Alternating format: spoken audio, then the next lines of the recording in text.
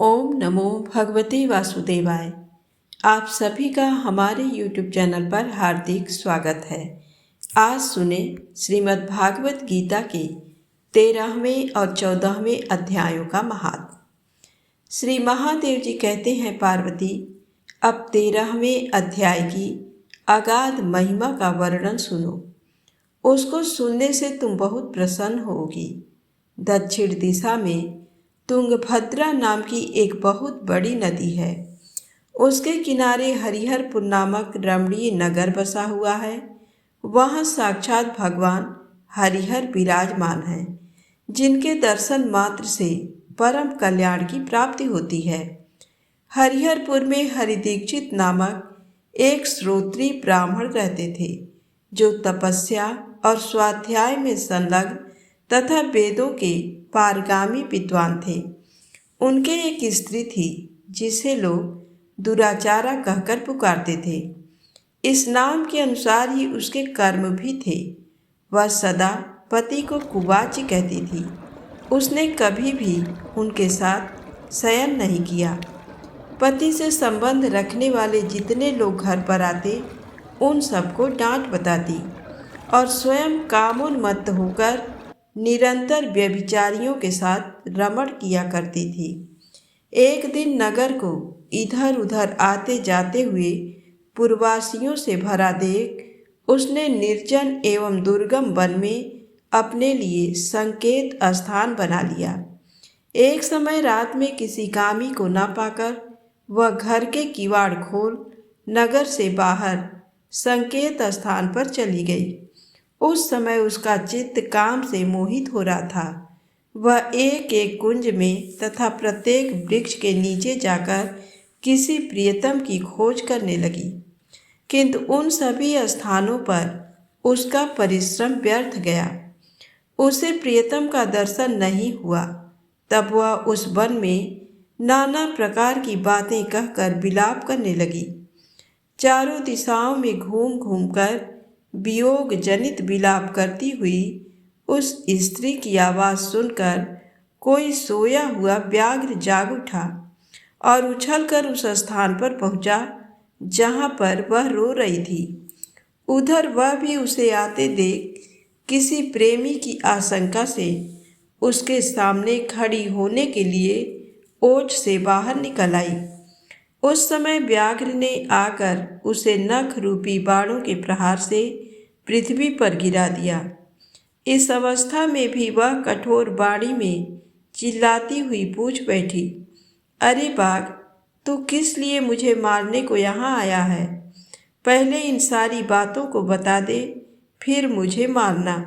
उसकी ये बात सुनकर प्रचंड पराक्रमी व्याघ्र क्षण भर के लिए उसे अपना ग्रास बनाने से रुक गया और हंसता हुआ सा बोला, दक्षिण देश में मलापहा नामक एक नदी है।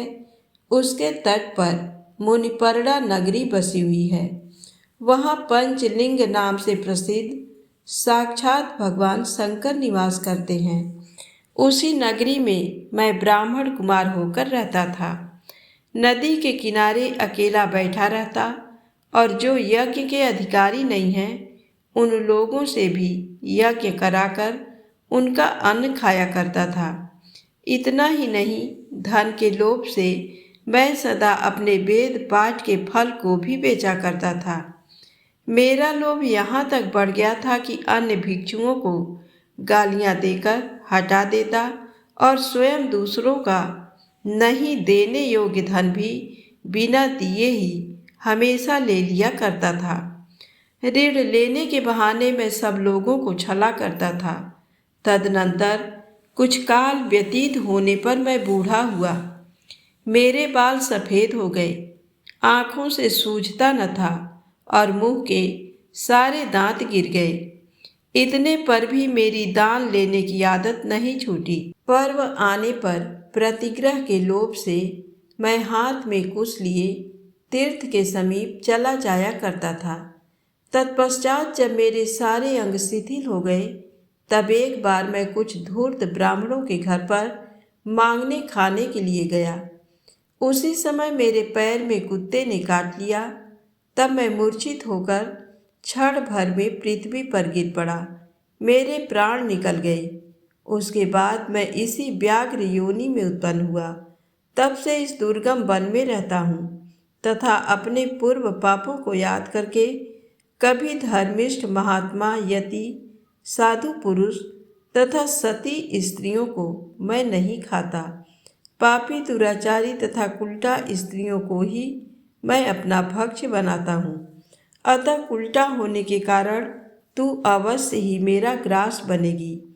यूँ कहकर वह अपने कठोर नखों से उसके शरीर के टुकड़े टुकड़े करके खा गया। इसके बाद यमराज के दूत उस पापिनी को संयमनीपुरी ले गए। वहाँ यमराज की आज्ञा से उन्होंने अनेकों बार उसे विष्ठा, मूत्र और रक्त से भरे हुए भयानक कुंडों में गिराया। करोड़ों कल्पांत तक उसमें रखने के बाद उसे वहाँ से ले आकर 100 मनवंतरों तक रौरव नरक में रखा। फिर चारों ओर मुँह करके दीन भाव से रोती हुई उस पापिनी को वहाँ से खींचकर दहनानन नामक नरक में गिराया। उस समय उसके केस खुले हुए थे और शरीर भयानक दिखाई देता था। इस प्रकार घोर नरक यातना भोग चुकने पर वह महापापिनी इस लोक में आकर चांडाल योनि में उत्पन्न हुई। चांडाल के घर में भी प्रतिदिन बढ़ती हुई वह पूर्व जन्म के अभ्यास से पूर्ववत पापों में प्रवृत्त रही। फिर उसे कोढ़ और राजयक्ष्मा का रोग हो गया। नेत्रों में पीड़ा होने लगी। फिर कुछ काल के पश्चात वह पुनः अपने निवास स्थान को गई, जहाँ भगवान शिव के अंतःपुर की स्वामिनी जम्भका देवी विराजमान है। वहाँ उसने वासुदेव नामक एक पवित्र ब्राह्मण का दर्शन किया, जो निरंतर गीता के 13वें अध्याय का पाठ करता रहता था। उसके मुख से गीता का पाठ सुनते ही वह चांडाल शरीर से मुक्त हो गई और दिव्य देह धारण करके स्वर्ग लोक में चली गई। श्री महादेव जी कहते हैं, पार्वती, अब मैं भव बंधन से छुटकारा पाने के साधनभूत 14वें अध्याय का महात्म बतलाता हूँ। तुम ध्यान देकर सुनो। सिंहल द्वीप में विक्रम बेताल नामक एक राजा थे, जो सिंह के समान पराक्रमी और कलाओं के भंडार थे। एक दिन वे शिकार खेलने के लिए उत्सुक होकर राजकुमारों सहित 2 कुतियों को साथ लिए वन में गए। वन में पहुंचने पर उन्होंने तीव्र गति से भागते हुए खरगोश के पीछे अपनी कुतिया छोड़ दी। उस समय सब प्राणियों के देखते देखते खरगोश इस प्रकार भागने लगा मानो कहीं उड़ गया हो। दौड़ते दौड़ते बहुत थक जाने के कारण वह एक बड़ी खंदक में गिर पड़ा।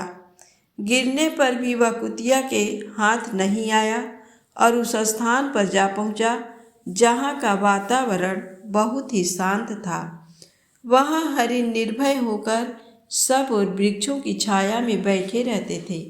बंदर भी अपने आप टूट कर गिरे हुए नारियल के फलों और पके हुए आमों से पूर्ण तृप्त रहते थे। वहाँ सिंह हाथी के बच्चों के साथ खेलते और सांप निडर होकर मोर की पंखों में घुस जाते थे। उस स्थान पर एक आश्रम के भीतर वत्स नामक मुनि रहते थे, जो जितेंद्रीय एवं शांत भाव से निरंतर गीता के 14वें अध्याय का पाठ किया करते थे। आश्रम के पास ही वत्स मुनि के किसी शिष्य ने अपना पैर धोया था। उसके जल से वहाँ की मिट्टी गीली हो गई थी। खरगोश का जीवन कुछ शेष था। वह हाँफता हुआ आकर उसी कीचड़ में गिर पड़ा। उसके स्पर्श मात्र से ही खरगोश संसार सागर के पार हो गया और दिव्य विमान पर बैठकर स्वर्ग लोक को चला गया। फिर कुतिया भी उसका पीछा करती हुई आई। वहाँ उसके शरीर में भी कुछ कीचड़ के छींटे लग गए। फिर भूख प्यास की पीड़ा से रहित हो कुतिया का रूप त्याग कर उसने दिव्यांगना का रमणीय रूप धारण कर लिया तथा गंधर्वों से सुशोभित दिव्य विमान पर आरूढ़ हो वह भी स्वर्गलोक को चली गई। ये देख मुनि के मेधावी शिष्य स्वकंधर हंसने लगे। उन दोनों के पूर्व जन्म के बैर का कारण सोचकर उन्हें बड़ा विस्मय हुआ था। उस समय राजा के नेत्र भी आश्चर्यचकित हो उठे। उन्होंने बड़ी भक्ति के साथ प्रणाम करके पूछा, विप्रवर, ये नीच योनि में पड़े हुए दोनों प्राणी कुतिया और खरगोश ज्ञानहीन होते हुए भी जो स्वर्ग में चले गए, इसका क्या कारण है? इसकी कथा सुनाइए। शिष्य ने कहा, भोपाल इस वन में वत्स नामक ब्राह्मण रहते हैं। वे बड़े ही जितेंद्री महात्मा हैं। गीता के 14वें अध्याय का सदा जप किया करते हैं। मैं उन्हीं का शिष्य हूँ। मैंने भी ब्रह्म विद्या में विशेषज्ञता प्राप्त की है। गुरु जी की ही भांति मैं भी 14वें अध्याय का प्रतिदिन जप करता हूँ। मेरे पैर धोने के जल में लौटने के कारण ये खरगोश कुतिया के साथ ही स्वर्ग लोक को प्राप्त हुआ है। अब मैं अपने हंसने का कारण बताता हूँ। महाराष्ट्र में प्रत्युदक नामक महान नगर है। वहाँ केशव नाम का एक ब्राह्मण रहता था, जो कपटी मनुष्यों में अग्रगण्य था। उसकी स्त्री का नाम विलोभना था। वह स्वच्छंद विहार करने वाली थी। इससे क्रोध में आकर जन्म भर के बैर को याद करके ब्राह्मण ने अपनी स्त्री का वध कर डाला और उसी पाप से उसको खरगोश की योनि में जन्म मिला। ब्राह्मणी भी अपने पाप के कारण कुतिया हुई।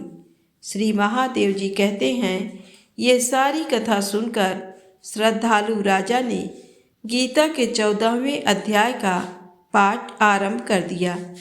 इससे उन्हें परम गति की प्राप्ति हुई। तो प्रेम से बोलें, श्री हरि विष्णु भगवान की जय हो। गीता महात्म की जय हो।